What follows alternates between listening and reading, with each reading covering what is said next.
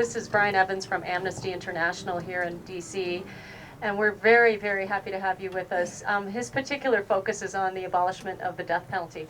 Needless to say, being with Amnesty International, you must get a lot of films coming through from filmmakers saying, I have an important issue, I'd really like Amnesty to back us.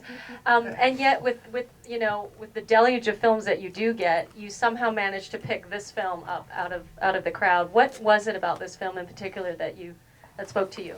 Well, I think it's the same with any film. It's character and story. As you said, we get a lot of, this film is about this horrific abuse, and a lot of times if you don't focus on developing characters and story, it's just a depressing, somebody hammering you over the head with an issue, and you just leave the theater and you don't want to think about it again.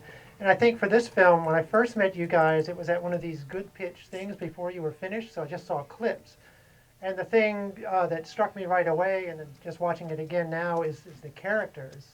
They're just like Mrs. Chong or Paco's father, or just that guy. He cries every time he's on screen.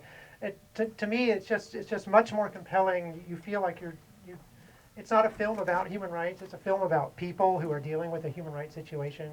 And I wish that more, people who are doing message films would focus on character and story first, and then the issue comes right out. And I think it's much better that way. It's kind of amazing that Paco's case led in part to the abolishment of the death penalty in the Philippines. And you work on death penalty here in the United States. What is the one single most important thing that you would like this audience to know about what's happening with death penalty the issue here in the US? I'll say two things. One, if you know anybody in California, they're voting to abolish the death penalty on November 6th for a referendum.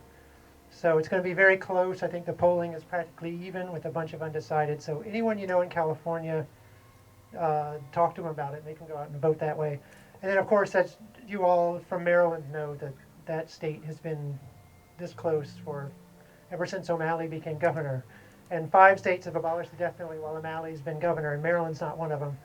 So I would say that what we're seeing in the United States is a drop. It's not going to be like the Philippines where one horrific case causes it to go away. But there's been a steady drop in support and a drop in sentences and executions. And if you're interested, oh, sorry, go ahead. If you're interested, whatever state you live in, get involved. And if you live in Maryland, we're going to try again in 2013. And of course, if you know anybody in California, that's the big one. And do you think there are Pacos here in the U.S.? Yeah.